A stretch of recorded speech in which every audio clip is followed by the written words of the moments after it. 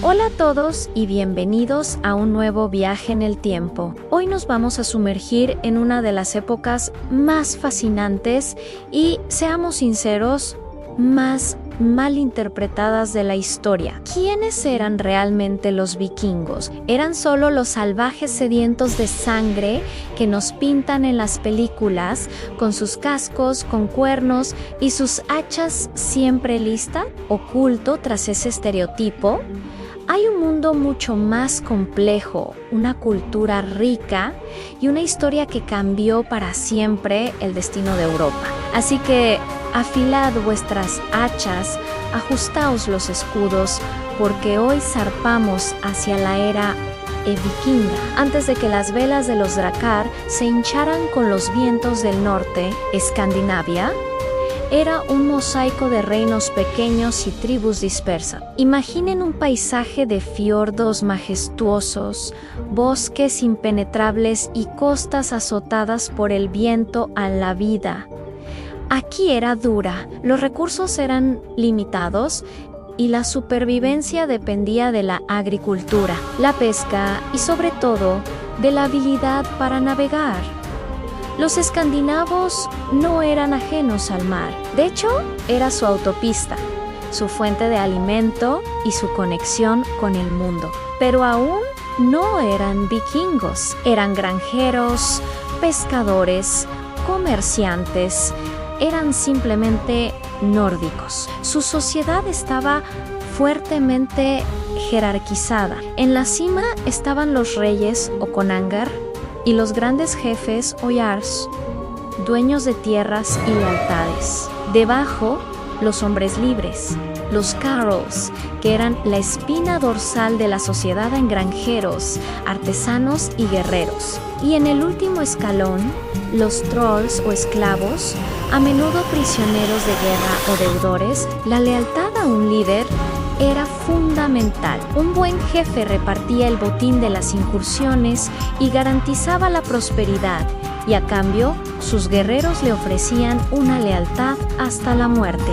Era un pacto de honor, un pilar de su mundo, pero algo estaba a punto de cambiar. La tecnología naval de los escandinavos era, sin exagerar, una maravilla de la ingeniería. Olvídense de los barcos toscos que puedan imaginar. El Drakkar, o barco largo, era la culminación de siglos de perfeccionamiento. Era rápido, flexible y, lo más importante, tenía un calado muy bajo. Esto significaba que no solo podía dominar el mar abierto, sino que también podía remontar ríos, adentrándose en el corazón de Europa donde nadie los esperaba. Era el arma secreta, la herramienta que les permitiría proyectar su poder de una forma nunca antes vista. Con barcos así, el mundo entero se convirtió en una costa alcanzable. Entonces, ¿qué fue lo que encendió la mecha? ¿Por qué estos granjeros y pescadores se lanzaron de repente a saquear y conquistar? No hay una sola respuesta, sino una tormenta perfecta de factores. En Escandinavia, la población crecía, pero las tierras cultivables no. La lucha por el poder entre los jefes locales se intensificaba. Al mismo tiempo, el resto de Europa, especialmente el Imperio Carolingio, se había enriquecido enormemente. Las rutas comerciales hacia el sur estaban llenas de plata, sedas y tesoros para los ambiciosos jóvenes escandinavos, con pocas perspectivas en casa, pero con un barco increíble a su disposición. El cálculo era sencillo a la riqueza. Estaba al otro lado del mar esperando ser tomado. El riesgo era alto, pero la recompensa era legendaria. Ahora, imaginen esto. Anne es una tranquila mañana de verano en la isla sagrada de Lindisfarne, en la costa noreste de Inglaterra. Un lugar de paz, oración y conocimiento. Anne Monasterio Rico, famoso en toda la cristiandad por sus manuscritos iluminados y sus reliquias sagradas. Los monjes llevan su vida de siempre, entre cantos y el sonido de las olas rompiendo suavemente en la orilla. Nada parece perturbar la calma. Entonces, el 8 de junio del 793, los monjes se despertaron con un sonido que nunca habían oído. No era el viento, eran las quillas de los barcos rompiendo la arena. Había llegado el castigo. La era vikinga había comenzado. El ataque a Lindisfarne fue un shock que resonó en toda Europa. No fue el primer contacto con los nórdicos, pero fue brutalmente diferente. No buscaban comerciar, buscaban saquear, y lo hicieron con una ferocidad y una eficacia aterradoras. Para los cristianos de la época, que un lugar tan sagrado fuera profanado de esa manera solo podía ser una señal, un castigo divino. El cronista Alcuino de York escribió: nunca antes había aparecido en Britania un terror como el que ahora hemos sufrido de una raza pagana. No sabían que aquello era solo el principio. Durante los siguientes 300 años, el terror del norte se extendería como una marea imparable, desde las costas de Inglaterra e Irlanda hasta los ríos de Francia y Rusia. Fundaron ciudades como Dublín, navegaron hasta Constantinopla para servir como la guardia de élite del emperador bizantino, la guardia varega. Cruzaron el Atlántico Norte, llegando a Islandia, Groenlandia y, sí, a América del Norte. Casi 500 años antes que Colón no eran solo destructores, eran también exploradores, comerciantes y colonizadores. El impacto que tuvieron en el mundo fue inmenso. Modificaron el mapa político de Europa, contribuyeron a la formación de reinos como Inglaterra y Rusia y abrieron nuevas rutas comerciales que conectaron civilizaciones, dejaron su huella en el idioma, con palabras como lo, le, sky, cielo o window, ventana, que provienen del nórdico antiguo. Su legado no es solo de fuego y acero, sino también de exploración, comercio y una tenacidad que les permitió no solo sobrevivir, sino prosperar en un mundo hostil. Así que la próxima vez que piensen en un vikingo, recuerden que detrás del casco, que por cierto nunca tuvo cuernos, había mucho más. Había un navegante excepcional, un comerciante astuto, un poeta, un legislador y sí, a veces, un guerrero temible. Su era fue un capítulo violento y transformador de nuestra historia. Una época en la que el mundo se hizo a la fuerza un poco más grande.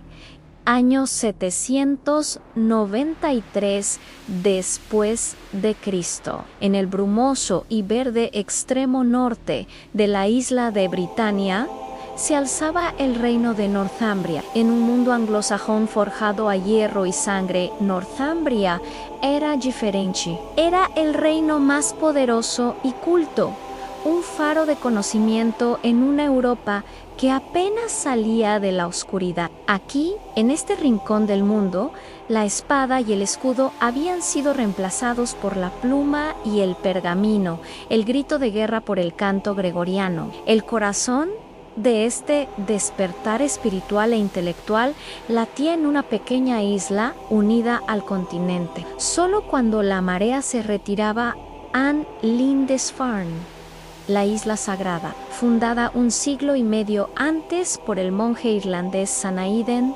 Lindisfarne no era solo un lugar de oración, era un motor de fe, un taller de arte y un bastión del saber. Generaciones de monjes, con una paciencia casi divina, habían trabajado sin descanso en su scriptorium para crear obras maestras de un valor incalculable. Su mayor tesoro, el culmen de su devoción, eran los evangelios de Lindisfarne. Más que un libro, era un milagro de caligrafía y arte. una síntesis perfecta entre la intrincada decoración celta y la robusta habilidad anglosajona. Sus páginas, elaboradas con el más fino pergamino, estaban cubiertas de oro, plata y gemas preciosas, un tributo terrenal ofrecido a Dios y a su santo patrón, San Cuthbert. Los monjes creían que su riqueza no era terrenal,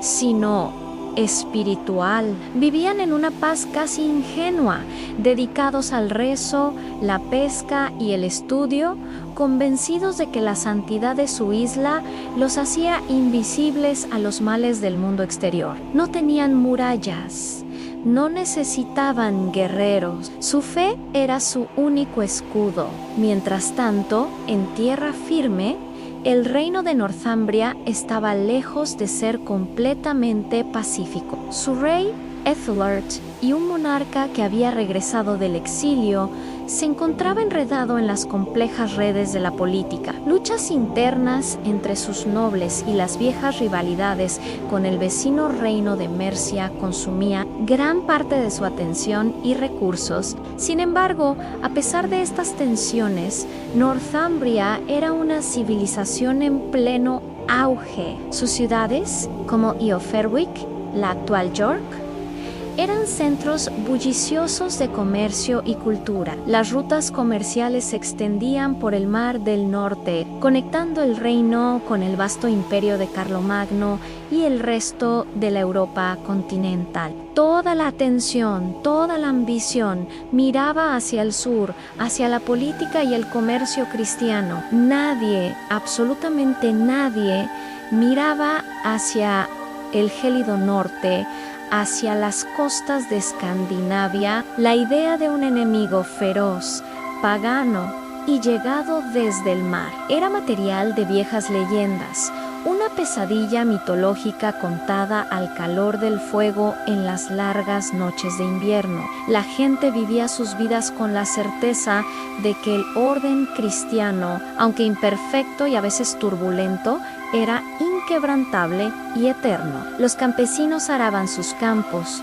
los mercaderes vendían sus productos y las familias dormían tranquilas, seguras bajo la protección de Dios y su rey. Pero entonces, algo comenzó a cambiar. Las crónicas de la época, escritas por monjes aterrorizados, recuerdan que en los meses previos a la catástrofe hubo presagios terribles. El cielo se llenó de fenómenos extraños. Torbellinos inmensos y relámpagos devastadores azotaron la tierra. Y lo más aterrador de todo, los testigos juraron haber visto dragones ardientes volando por el cielo de Northumbria, un augurio de sangre y fuego. Incluso los eruditos más lejanos sintieron una profunda inquietud. Alcuino de York, uno de los intelectuales más brillantes de su tiempo y consejero del emperador Carlomagno, percibía una decadencia moral en su tierra natal. Desde el corazón de Europa, escribía cartas advirtiendo sobre la vanidad y los pecados de la nobleza anglosajona. Pero ni siquiera él, con toda su sabiduría, podía imaginar la forma aterradora que tomaría el castigo divino que presentía. Y así, en la víspera de la tormenta, la isla sagrada de Lindisfarne permanecía serena, un paraíso de riqueza,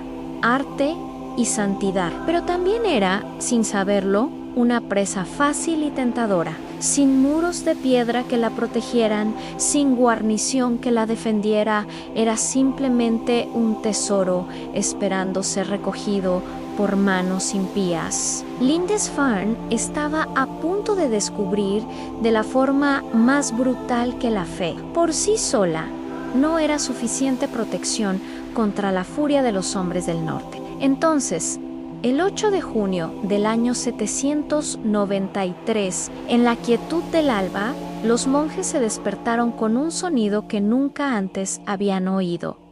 no era el viento silbando entre las dunas, no era el romper de las olas contra la orilla. Era un ritmo sordo, constante, amenazador. Era el sonido de los remos golpeando el agua al unísono y de las quillas de barcos largos y estrechos rompiendo la arena de su playa sagrada. Levantaron la vista hacia el horizonte y lo que vieron heló la sangre en sus venas. Siluetas de cabezas de dragón se recortaban contra el cielo matutino. Había llegado el castigo. La era vikinga había comenzado. Lo que sucedió ese día en Lindisfarne cambiaría la historia de Europa para siempre. Y en nuestro próximo video exploraremos el brutal saqueo y sus devastadoras consecuencias.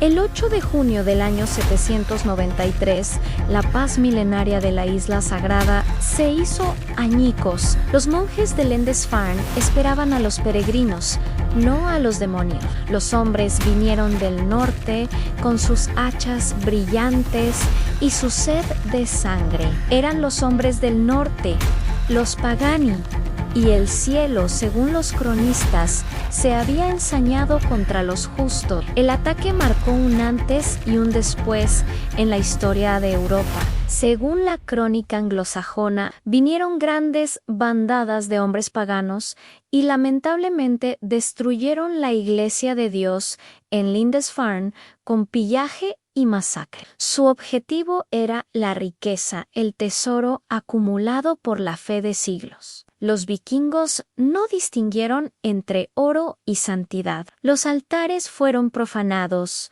los objetos sagrados robados. El oro de Dios se convirtió en el botín de los paganos. Los monjes fueron tratados sin piedad. Algunos fueron asesinados con la espada, otros arrojados al mar para ahogarse, y los que quedaron con vida fueron encadenados y llevados como esclavos. La noticia de la barbarie no tardó en llegar al continente. La conmoción fue total. Lindisfarne no era una aldea cualquiera, era el corazón espiritual de Gran Bretaña. Alcuino de York, uno de los eruditos más influyentes de la corte de Carlomagno, escribió una carta al rey Ethilard I de Northumbria, expresando su horror y desolación. En sus palabras se refleja la magnitud del trauma.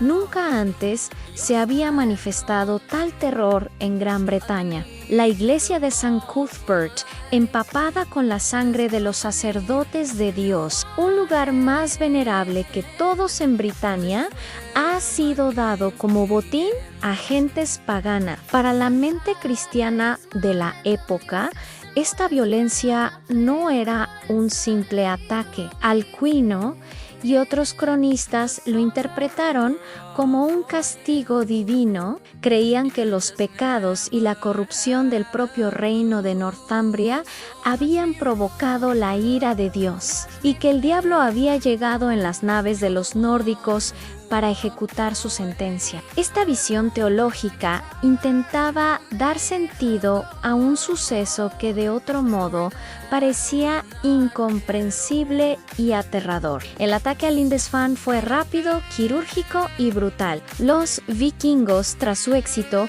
se esfumaron aprovechando la velocidad y el bajo calado de sus drakers para ejecutar un ataque relámpago y desaparecer antes de que se pudiera organizar una defensa. El mensaje que dejaron fue claro y aterrador: a ningún lugar era seguro. Si la isla sagrada, el santuario más respetado, podía caer tan fácilmente, cualquier iglesia, cualquier ciudad, era una presa potencial. Los monjes supervivientes regresaron a las ruinas para encontrar su mundo destruido.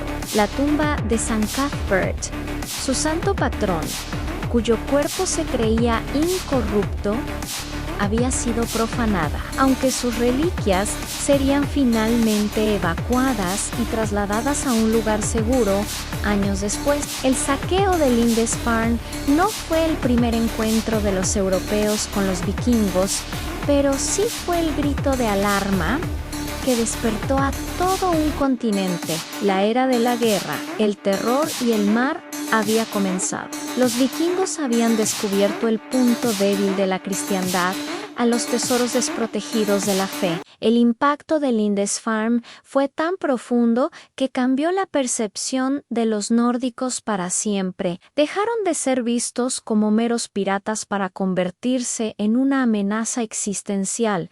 El azote de Dios, este evento desencadenó una serie de ataques cada vez más ambiciosos y organizados que se extenderían por toda Europa, desde las costas de Inglaterra e Irlanda hasta los ríos de Francia y las lejanas tierras de Rusia y el Mediterráneo. Los reinos cristianos tuvieron que adaptarse a esta nueva realidad. Se vieron obligados a construir fortificaciones costeras, a desarrollar armadas y a idear nuevas estrategias defensivas. El famoso Danegeld, un tributo pagado a los vikingos para evitar sus ataques, se convirtió en una práctica común en Inglaterra. De alguna manera, los vikingos forzaron a Europa a modernizar sus estructuras militares y políticas para sobrevivir.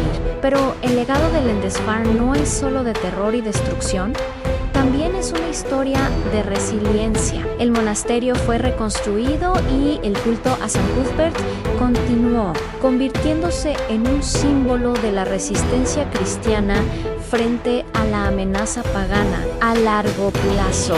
La interacción entre los nórdicos y las sociedades europeas llevó a un complejo proceso de asimilación, comercio y fusión cultural. Muchos vikingos se asentaron en las tierras que antes saqueaban, se convirtieron al cristianismo y se integraron en las poblaciones locales, dejando una huella imborrable en el ADN, el lenguaje y la cultura de lugares como Normandía en Francia o el Danelaw en Inglaterra. El saqueo de Lindisfarne, por tanto, fue el brutal catalizador que inició la era vikinga, una época de violencia y cambio que redibujó el mapa de Europa y forjó las bases de muchas naciones modernas. Fue el día en que los hombres del norte anunciaron su llegada al escenario de la historia, no con diplomacia, sino con fuego y acero.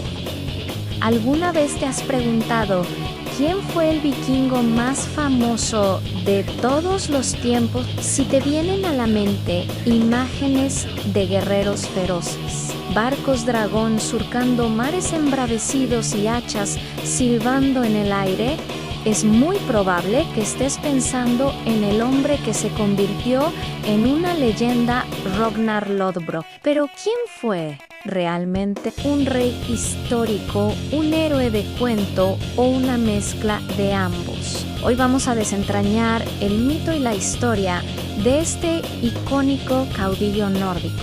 Ragnar Lothbrok o Lothbrok es una figura que domina las sagas nórdicas. Lo describen como un poderoso rey de Dinamarca y Suecia que vivió durante la era vikinga, allá por los siglos VIII y IX. Su nombre infundía terror en las costas de Inglaterra y Francia. Sin embargo, los historiadores modernos creen que la figura de Ragnar no es una sola persona, sino más bien una amalgama, una compilación de las hazañas de varios líderes vikingos reales que sembraron el caos en esa época. Es el héroe vikingo por excelencia, un arquetipo que reúne las hazañas de muchos en un solo nombre legendario. El apodo Lothbrok es casi tan famoso como el propio Ragnar. La traducción más aceptada es pantalones peludos o calzones de cuero.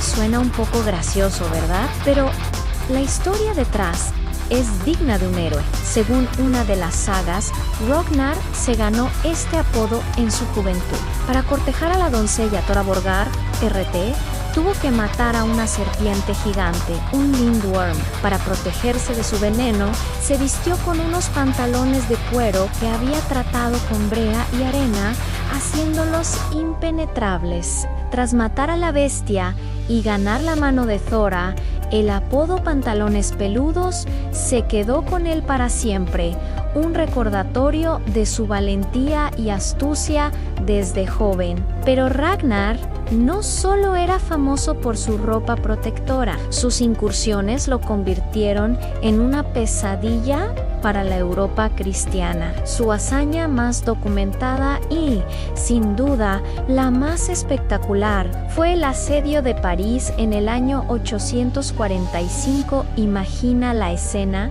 una flota de más de 100 barcos vikingos, con sus proas de dragón talladas, navegando río Sena arriba, directos al corazón del reino franco. El pánico debió ser absoluto. Ragnar y sus hombres sitiaron la ciudad, y el rey franco, Carlos el Calvo, nieto del gran Carlomagno, se vio acorralado. En lugar de arriesgarse a la destrucción total de su capital, Carlos tomó una decisión que sentaría un precedente peligroso. Pegó a Ragnar. Le entregó la increíble suma de 7.0 libras de plata y oro, un rescate conocido como el Danegeld, para que los vikingos se marcharan. Ragnar se fue de París como un hombre inmensamente rico y con una reputación legendaria que se extendió por todo el mundo conocido.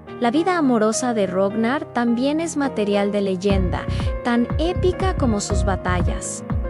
Sus esposas no eran mujeres comunes, eran figuras poderosas por derecho propio. La primera, y quizás la más conocida gracias a la cultura popular, fue la escudera Lagertha, una guerrera formidable, una valquiria en la tierra, que luchaba codo con los hombres. La saga cuenta que Ragnar quedó prendado de su coraje en batalla y tuvo que superar varias pruebas para ganar su amor. Después de Lagertha llegó Aslaug, una mujer cuya sabiduría era tan grande como su belleza. La leyenda dice que Aslaug era hija del héroe Sigurd, el que mató al dragón Fafnir, y de la valquiria Brunhilda, criada en secreto por campesinos. Su linaje real era desconocido. Ragnar, intrigado por los rumores de su inteligencia, le planteó un acertijo imposible para que se presentara ante él.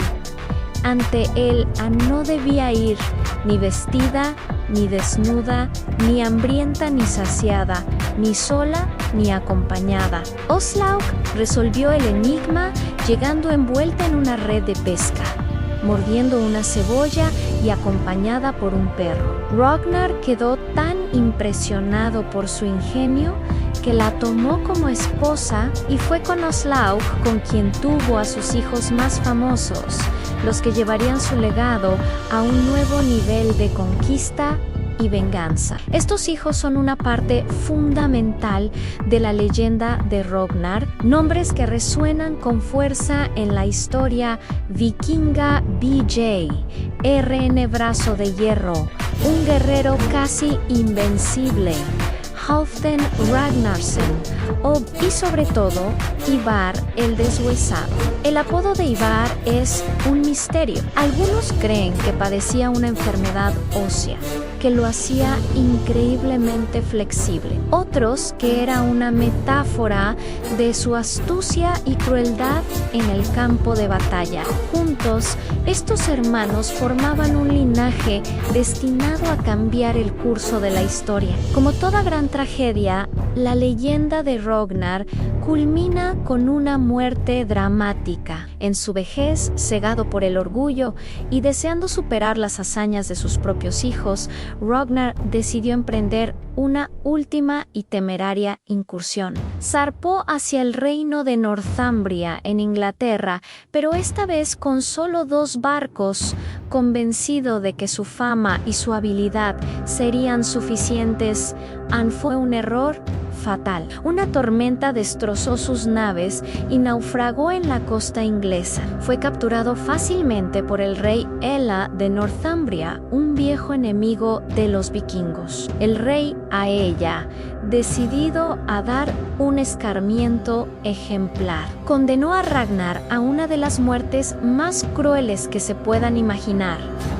lo arrojó a un foso lleno de serpientes venenosas. Pero incluso en sus últimos momentos, Ragnar no mostró miedo. Según las sagas, mientras las serpientes lo mordían, no gritó de dolor, sino que pronunció una profecía, una amenaza que sellaría el destino de Aella y de toda Inglaterra. Se dice que sus últimas palabras fueron: ¿cómo gruñirían los cerditos si supieran cómo sufre el viejo jabalí?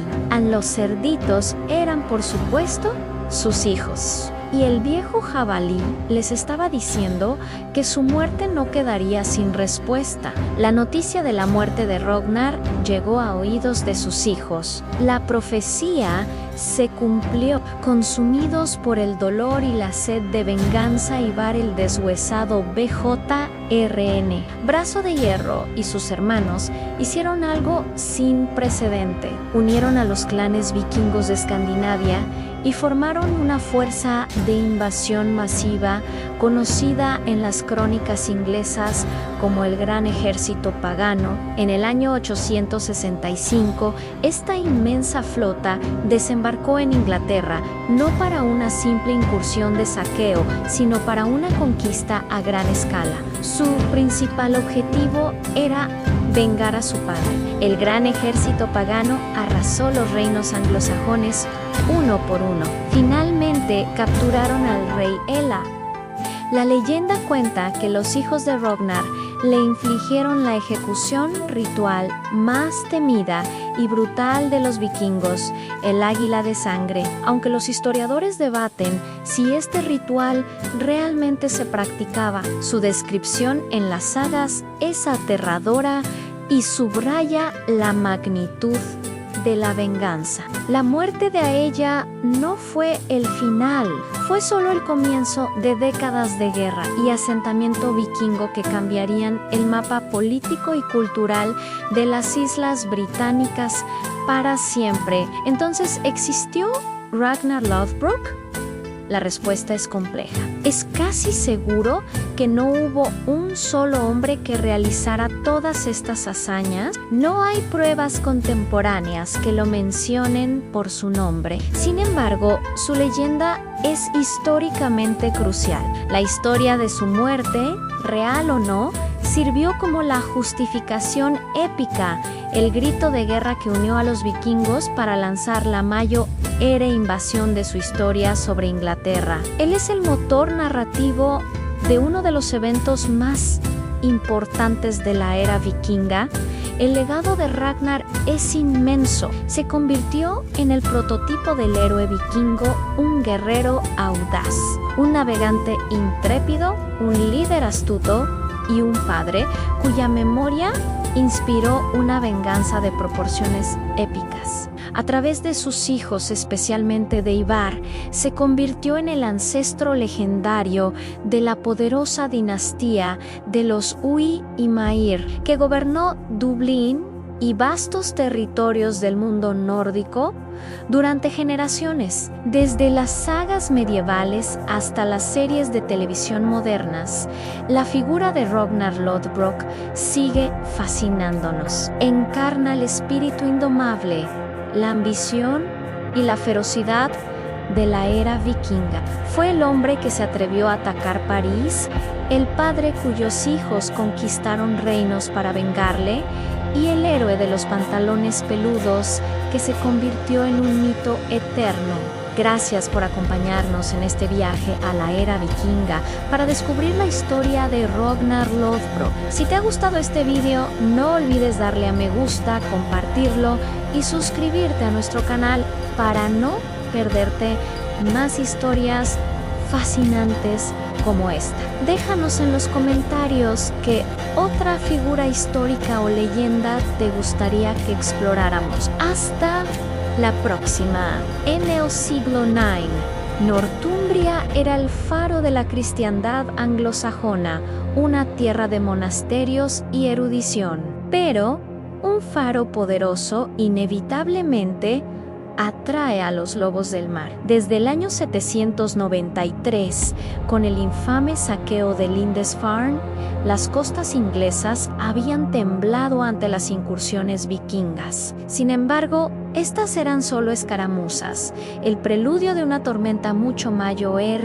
que aún no había llegado. La leyenda cuenta que un hombre, el más famoso y temido de todos, el guerrero Ragnar Lodbrok, se atrevió a desafiar al rey Aella de Northumbria. Su audaz incursión terminó en fracaso y captura. La caída de Ragnar en un pozo de serpientes, por orden del rey Ela, no fue el final de una amenaza, sino el principio del fin para todo un reino. El rey Ela, un usurpador que había arrebatado el trono de Northumbria, creyó haber aniquilado una plaga al capturar a Ragnar. Pensó que su victoria sería recordada como el día en que un rey cristiano aplastó a un invasor pagano. Pero Ela cometió el error más brutal de la historia anglosajona. No solo mató a un rey, sino que, en su arrogancia, lanzó un desafío de honor directo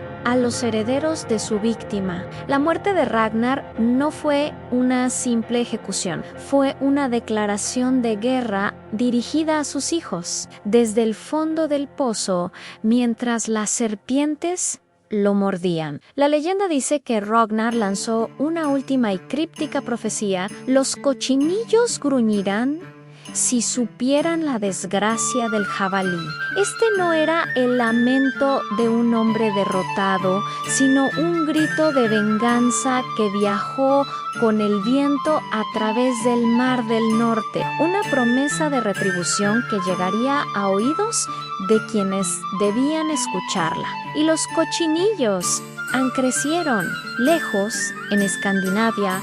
Los hijos de Ragnar, Ivar el deshuesado, el estratega brillante, Halfdan, el guerrero feroz, y Obi, el líder carismático, escucharon la noticia de la muerte de su padre. El dolor se convirtió en furia y la furia en un juramento solemne. Juraron infligir un castigo tan horrible, tan memorable, que sería recordado por 1000 años. Su venganza no sería una simple incursión, sería un ejército como nunca antes se había visto. Un ejército que las crónicas anglosajonas llamarían con pavor el Maesulhiri, el gran ejército pagano. En el otoño del año 865, una flota colosal apareció en el horizonte de Anglia Oriental. Más de 300 Drakkars, cargados con miles de guerreros, tocaron tierra. Pero esta vez, su objetivo no era el pillaje estacional para luego volver a casa. Su misión era la conquista total. Después de pasar el invierno asegurando caballos y recursos, en el año 866, el gran ejército pagano se puso en marcha hacia el norte. El objetivo era claro, preciso y cargado de simbolismo norderque: la próspera capital y corazón del reino de Northumbria. Al llegar, los vikingos encontraron un reino fracturado. Northumbria estaba sumida en una sangrienta guerra civil entre el rey usurpador Aella y el monarca depuesto.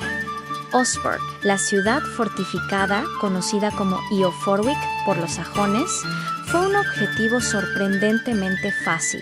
Liderados por la fría y calculadora estrategia de Ivar el deshuesado, los vikingos tomaron la ciudad en noviembre de 866, aprovechando el caos interno que paralizaba a sus defensores. Los sajones, demasiado ocupados luchando entre sí, no pudieron organizar una defensa coherente. Ante la humillación de ver su capital en manos paganas, los rivales Ela y Osberg hicieron una tregua desesperada. Entendieron que si no se unían, lo perderían todo.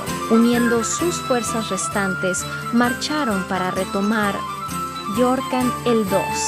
El 1 de marzo de 867, el día de la palma, los sajones lanzaron un asalto valiente y desesperado. Rompieron las defensas improvisadas y lograron entrar en la ciudad. Por un momento, pareció que la victoria era posible, hasta que la trampa vikinga, cuidadosamente preparada por Ivar, se cerró brutalmente sobre ellos. Los vikingos no luchaban por el botín ni por la tierra. Ese día luchaban por la venganza. La batalla dentro de las estrechas calles de York se convirtió en una masacre. El ejército northumbriano fue aniquilado. El rey Osbert cayó en combate, luchando hasta el final. Pero para el rey Ela, el destino reservaba algo mucho peor. Ande fue capturado vivo. Lo que siguió no fue una ejecución rápida ni honorable, sino un ritual de terror diseñado para satisfacer la promesa hecha a Ragnar. En la mitología nórdica, la venganza perfecta tiene un nombre: el águila de sangre, el Blå Aren. Aunque los historiadores debaten si este ritual se llevó a cabo literalmente o fue una invención poética para describir una muerte atroz, su simbolismo era inequívoco. La leyenda narra cómo los hijos de Ragnar llevaron a ella al centro de York Annali. Le abrieron la espalda, cortaron sus costillas desde la columna vertebral y las extendieron hacia los lados. Finalmente, sacaron sus pulmones aún palpitantes y los colocaron sobre sus hombros, creando la macabra imagen de las alas de un águila ensangrentada, con a ella muerto de la forma más terrible imaginable, y Osbert caído. Northumbria se derrumbó. Se convirtió en el primer reino anglosajón en caer por completo ante los vikingos. Los conquistadores instalaron un rey títere, un noble local llamado Egbert, para que gobernara en su nombre y les pagara tributo. La ciudad de York fue renombrada como Jorvik y se transformó en la capital vikinga de Inglaterra, un próspero centro de comercio y poder nórdico durante casi un siglo. La era de la conquista había comenzado, y el espantoso sacrificio del rey Ela fue el precio que pagó Northumbria por la venganza de Ragnar. Northumbria había caído. El sueño de una Inglaterra cristiana unificada estaba hecho pedazos, pero la sombra de la venganza y la ambición del gran ejército pagano se extendió sobre toda la isla. Uno por uno, los reinos el gran ejército pagano, sediento de venganza por la muerte de su líder Ragnar Lothbrok, había aplastado los reinos de Northumbria y Mercia. Para el año 878, toda Inglaterra ardía bajo el avance implacable de los vikingos. Solo un faro de resistencia quedaba en pie en el reino de Wessex, gobernado por un joven y atribulado rey llamado Alfredo. Pero incluso Wessex estaba de rodillas. Durante las celebraciones de Navidad, un ataque sorpresa vikingo sobre el baluarte real de Chippenham destrozó las defensas sajonas. El rey Alfredo se vio obligado a huir, a abandonar su corona y a esconderse como un proscrito en los desolados pantanos de Athelney.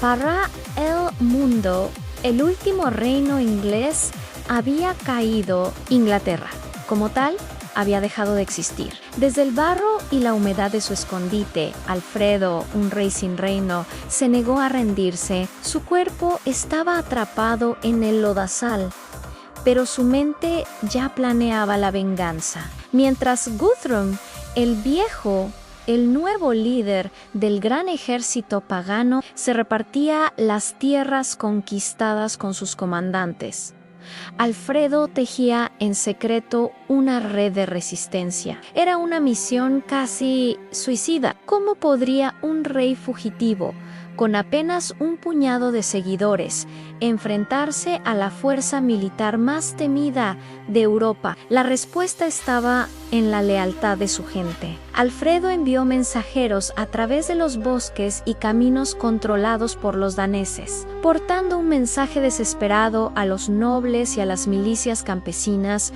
conocidas como el Fyrd, que aún le eran leales. La orden era clara y urgente: al reunirse en un lugar secreto, la piedra de Egbert, una antigua roca que marcaba la frontera de sus tierras ancestrales. Era una apuesta final, un todo o nada que decidiría el destino de un pueblo. Lo que ocurrió en la piedra de Egbert fue un milagro de lealtad y coraje. Contra todo pronóstico, las milicias respondieron al llamado Hombres du Somerset.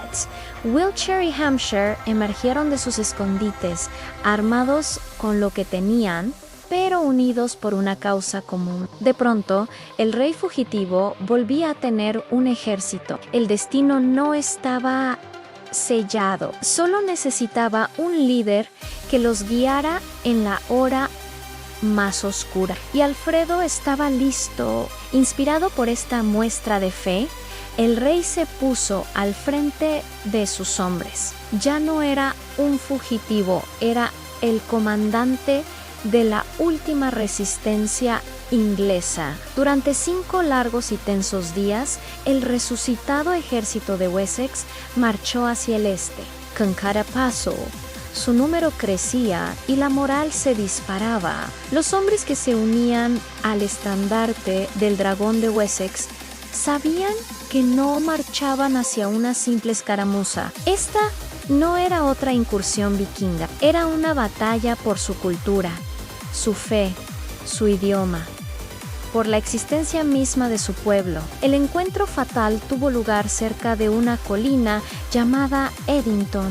Allí, el ejército de Guthrum, confiado en su superioridad y acostumbrado a la victoria, esperaba para dar el golpe de gracia. Los vikingos se prepararon para desatar su furia berserker, la misma que había aplastado reinos enteros, pero esta vez se encontraron con algo que no esperaban: en un muro de disciplina forjado en la desesperación. Alfredo había aprendido de las amargas derrotas del pasado. Sabía que no podía igualar la ferocidad individual de los guerreros vikingos en un combate caótico. Su única oportunidad residía en la unidad y la disciplina férrea. Su estrategia era simple pero letal: el muro de escudos. Al dar la orden, los sajones entrelazaron sus escudos, creando una barrera impenetrable de madera y acero.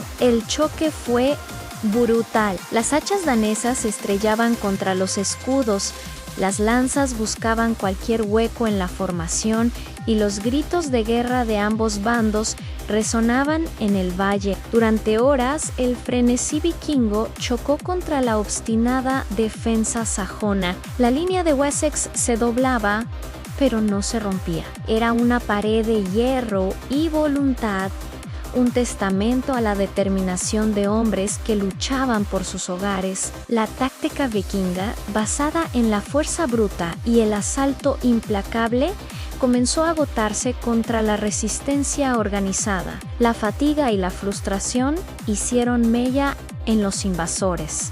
Finalmente, tras horas de combate sin tregua, la línea del gran ejército pagano comenzó a flaquear y se quebró. El colapso fue total. El ejército que había aterrorizado a Inglaterra durante años fue destrozado. Guthrum y los restos de sus comandantes huyeron en pánico hacia su fortaleza más cercana, donde Alfredo, invirtiendo los papeles, los sometió a un asedio implacable durante 14 días. Atrapados y sin esperanza de recibir refuerzos, los vikingos se enfrentaron a la inanición. La rendición era su única salida, pero la victoria de Alfredo no fue solo militar, fue una obra maestra de estrategia política. En lugar de ejecutar a Guthrum, Alfredo le ofreció la paz, pero con una condición sorprendente. El rey vikingo debía aceptar el bautismo cristiano, con el propio Alfredo como su padrino. Este acto simbólico selló el Tratado de Wed. El acuerdo no expulsó a los vikingos de Inglaterra, sino que dividió la isla, los daneses gobernarían un vasto territorio en el norte y el este, que pasaría a ser conocido como el Danelaw. A cambio, Wessex y sus territorios aliados mantendrían su independencia. Alfredo no había recuperado toda Inglaterra, pero había salvado su alma, había asegurado la supervivencia de la cultura, la lengua y la identidad anglosajona. Desde ese momento, la historia lo recordaría no solo como un rey, sino como Alfredo el Grande, el hombre que, desde los pantanos de la desesperación, se levantó para convertirse en el salvador de Inglaterra.